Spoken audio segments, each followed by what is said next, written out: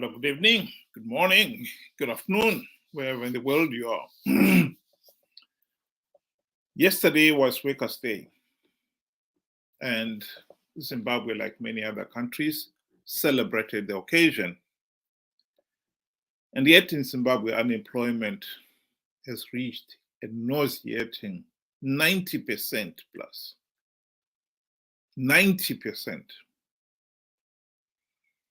Every year we have got university graduates, college graduates, and 2% of them are believed to get formal employment. The rest have got to make do with informal employment. That means they become vendors. And Zimbabwe is becoming a nation of vendors. And some of them do all manner of things. And this is a depiction of Zimbabwe's graduates as vendors. Some selling tomatoes on the street, others selling airtime. And the young lady in the far right-hand corner there, prostitutes. And some selling all manner of things and working as garages, repairing tires, all manner of things, anything to earn a living. This is the tragedy of Zimbabwe. This is a nation in serious trouble. And funny enough, that didn't stop them going out in full force to celebrate Workers' Day. And here is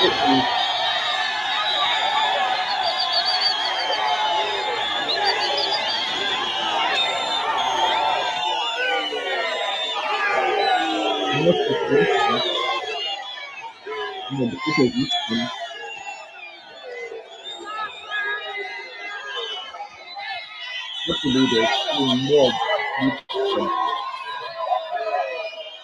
by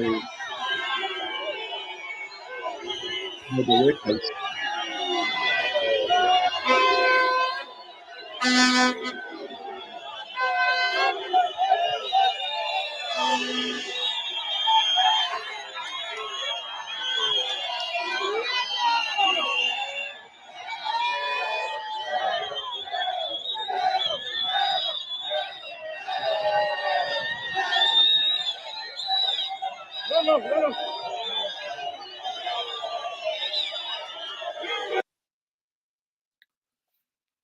This was organized by the Zimbabwe Trade Union, Congress of Trade Union, Workers' Day gathering in Seke, I think, in Harare.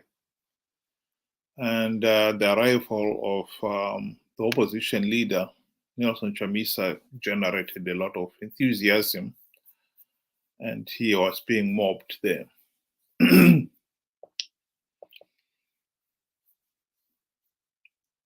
What is interesting here is all these people, how many of them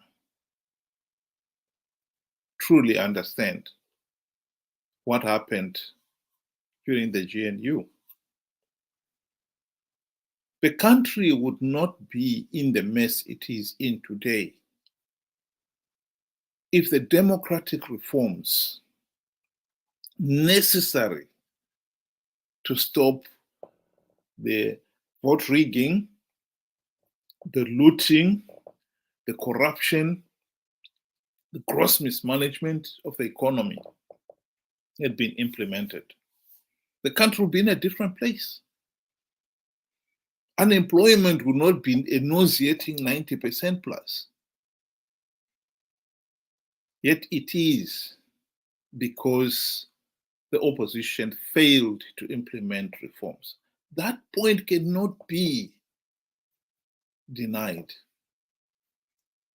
And yet when you look at a mob like this, you say to yourself, okay, how many of them understand, knew about that at the time? How many of them know about it now, even now, with the benefit of hindsight? It's been 10 years since the end of the 2013 GNU.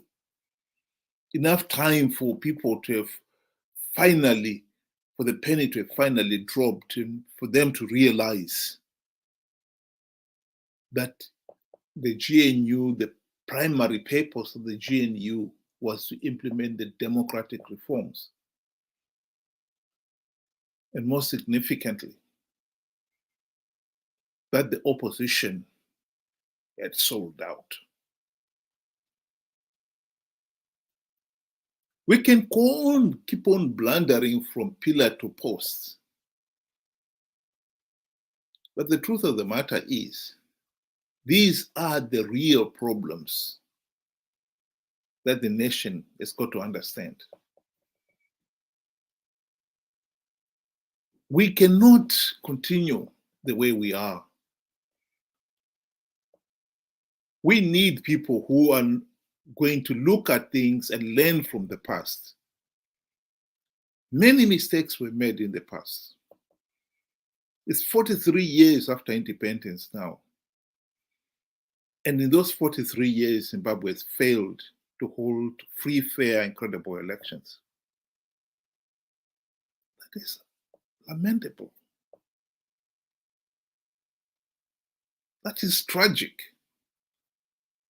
But it is even more tragic that this seems to be going on.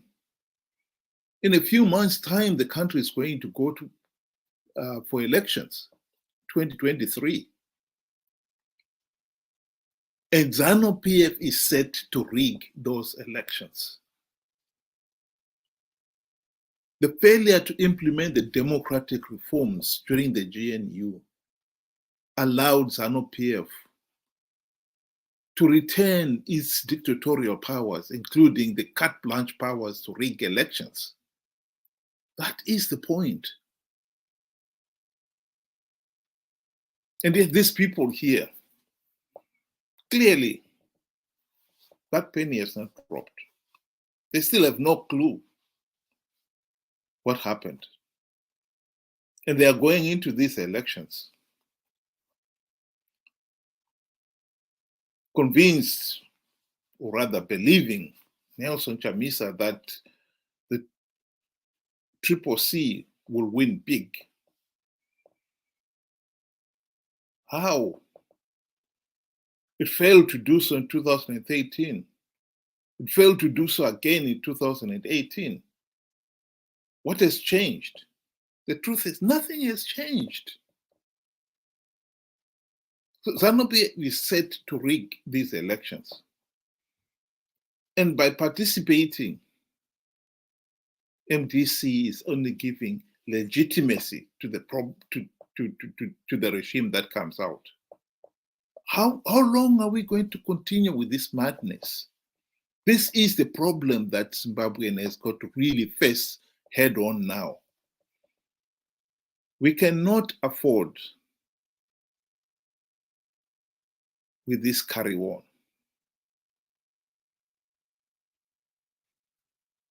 All these people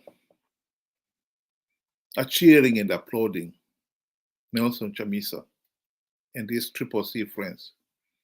The truth of the matter is, if they knew that it was Nelson Chamisa and his friends who sold out during the GNU,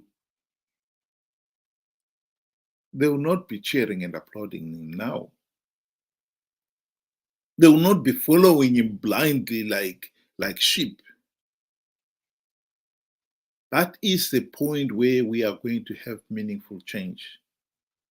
As long as we keep on having people who follow blindly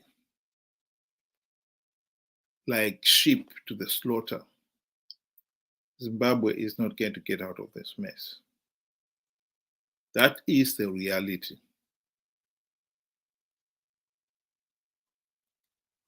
It's not as if Nelson Chamisa and his friends do not know what is going on here. They do. In his book, David Coulthard admitted that the 2013 elections were so flawed, so illegal, that the only logical thing to do was to withdraw. But they could not withdraw because they feared, or Coulthard and this group, at the time he was belonging to the MDC Nube, feared that if they withdrew, the MDC led by Morgan Tsvangirai would participate in the elections and win the few seats they knew Zanu PF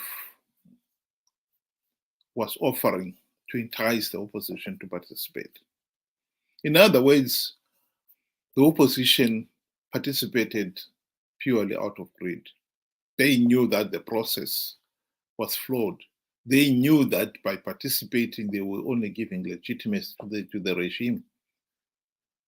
But that was all pushed aside, and they participated regardless. This has been going on.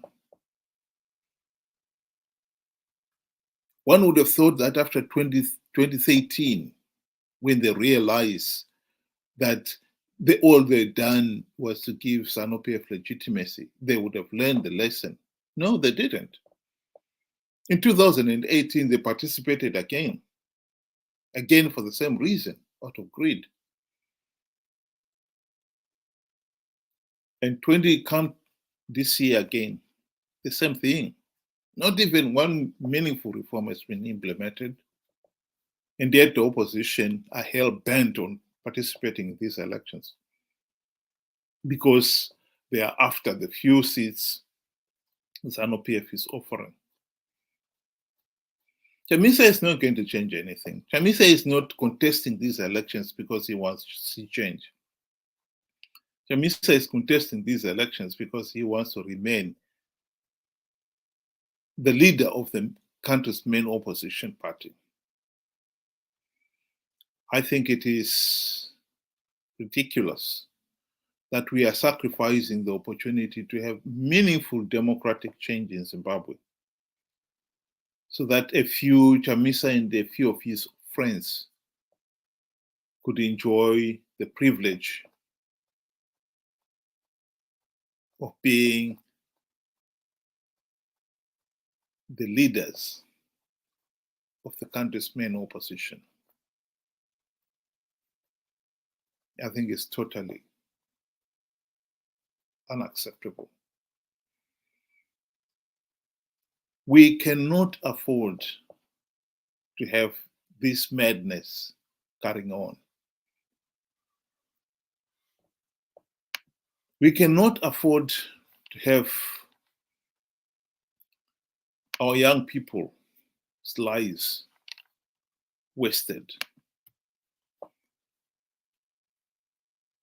One has got to feel for these young people who all went to university, colleges,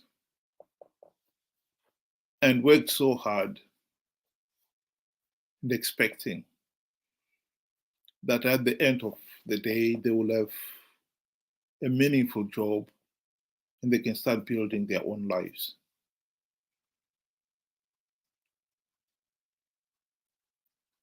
This is a life they have. And it is totally irresponsible that somebody should be reduced to that.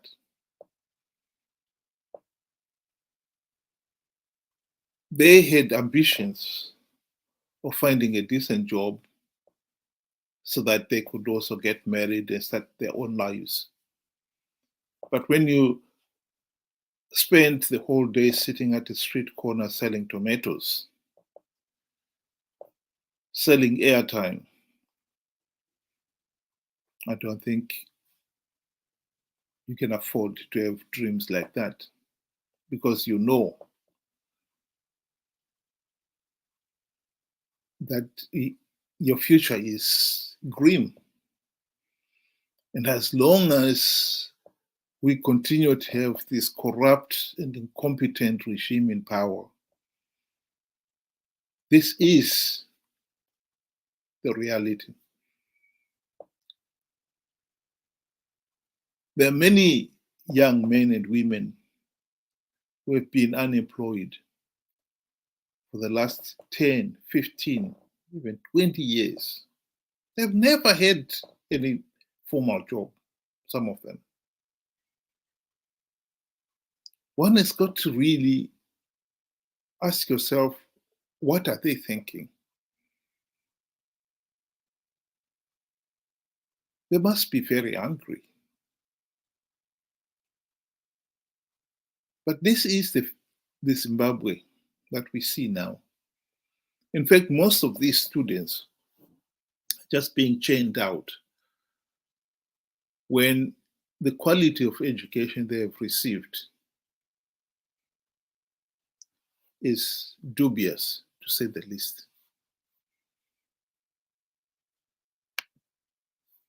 In this cartoon, we see a poster there on the far left, teachers threatening strike. Teachers or education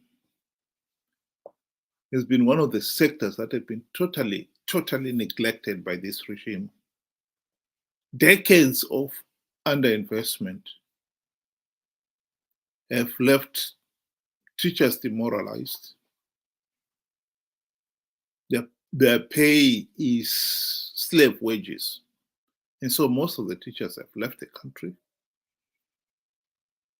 And the few who are there, the wages are so poor that they can't even afford to go transport to go to school every day. And so the quality of education the students are receiving now is lamentable.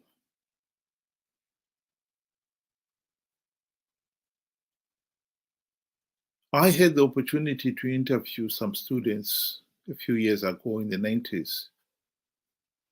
Some of them claimed they had done O-level. Some of them even A-levels. And yet, when you ask them, what is a verb? Some of them did not know.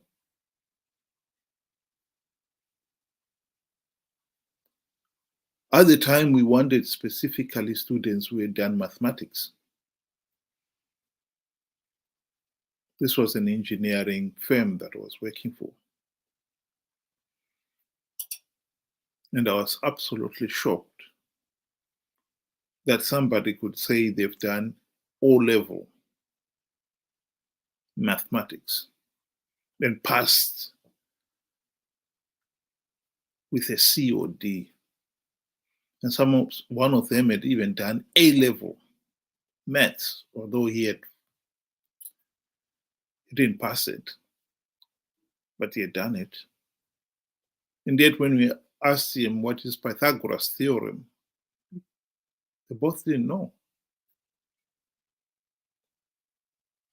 How could you have done A-level mathematics without knowing something as basic as Pythagoras' theorem?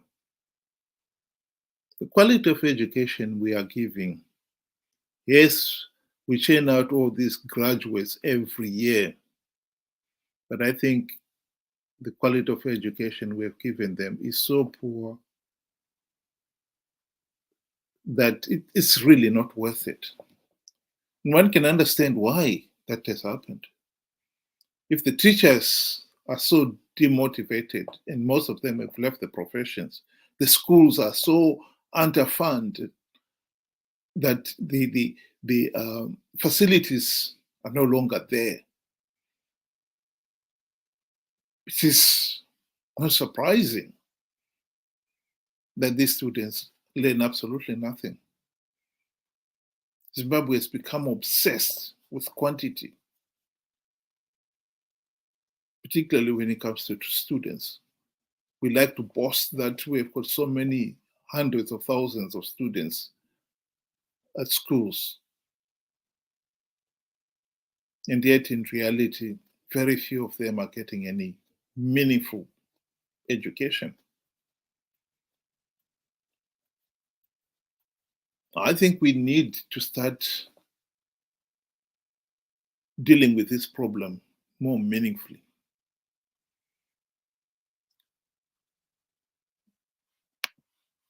The situation in Zimbabwe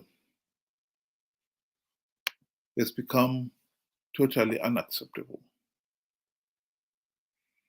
I think people need to wake up and start understanding what is really going on in the country and stop being such naive and gullible people that we don't even bother to understand why we are in the mess we are in. Zimbabwe is in a mess, and that point must be made and must be made very emphatically.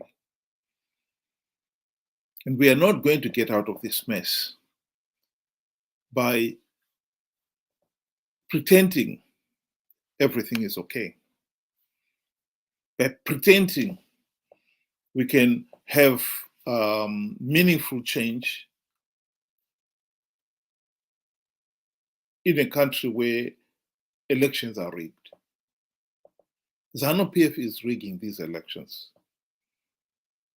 And we cannot keep on participating in them, giving the regime legitimacy under the pretext that we can win rigged elections. The euphoria of meaninglessly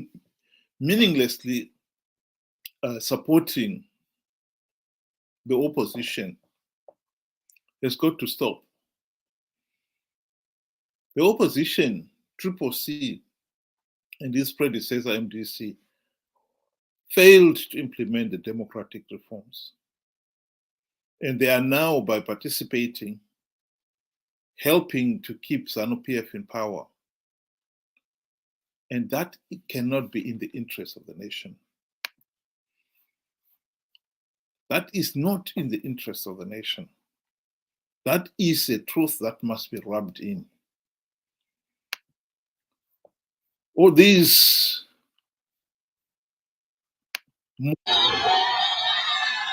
modalities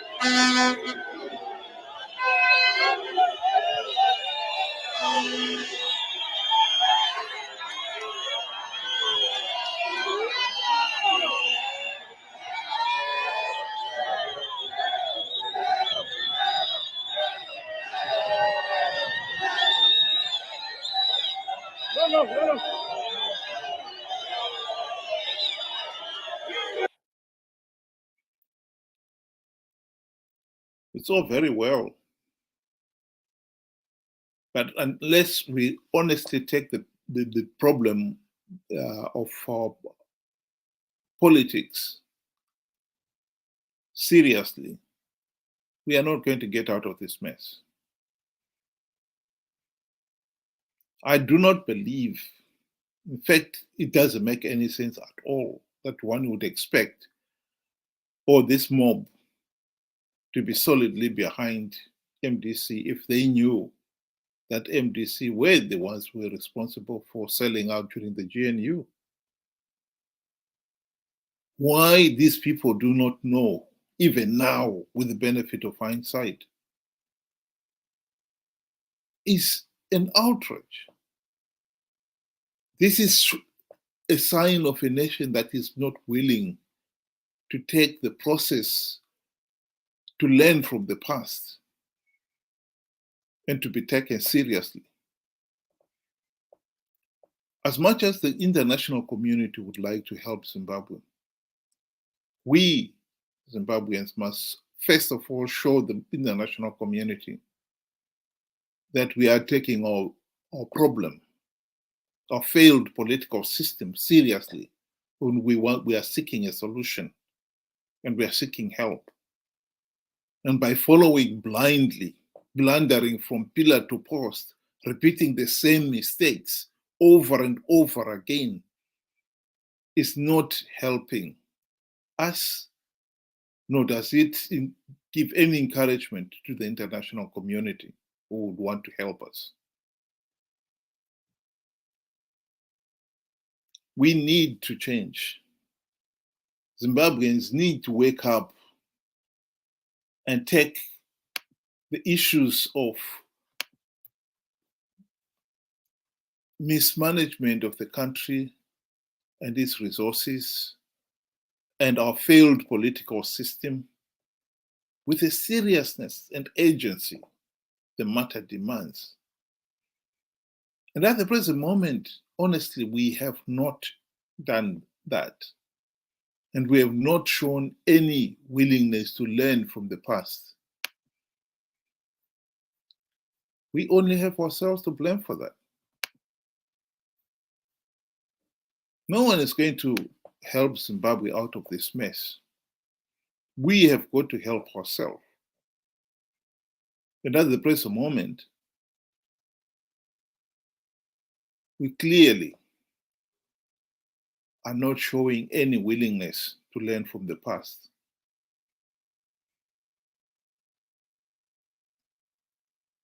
The homework for this mob should be, why are we in this mess?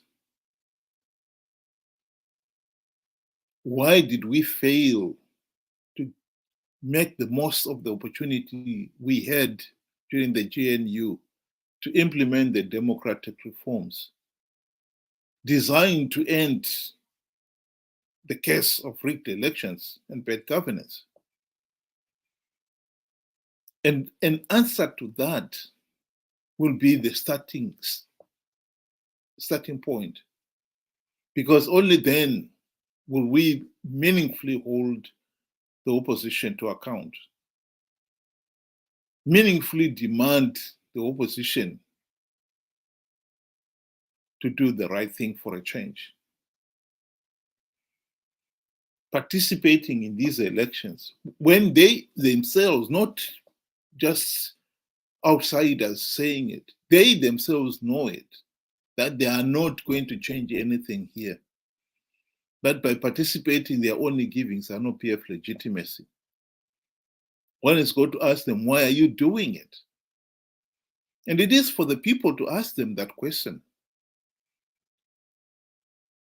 But if you're willing to follow like sheep to the slaughter,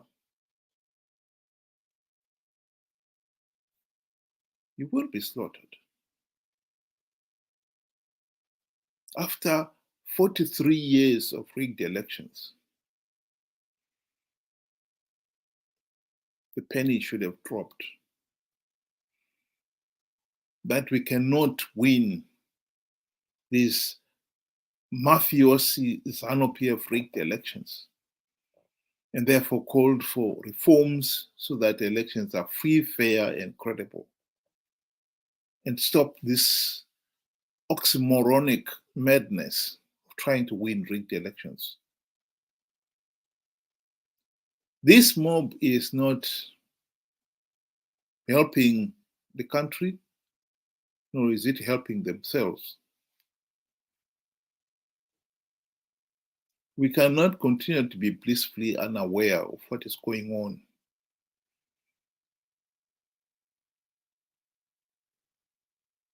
We need to open our eyes. And I think Zimbabweans need to open their eyes now.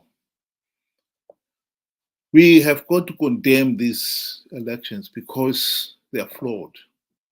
We have got to condemn opposition parties like CCC for participating in elections that they know they are flawed. And they know that by participating, they're giving Zanu PF legitimacy, but are doing it out of greed.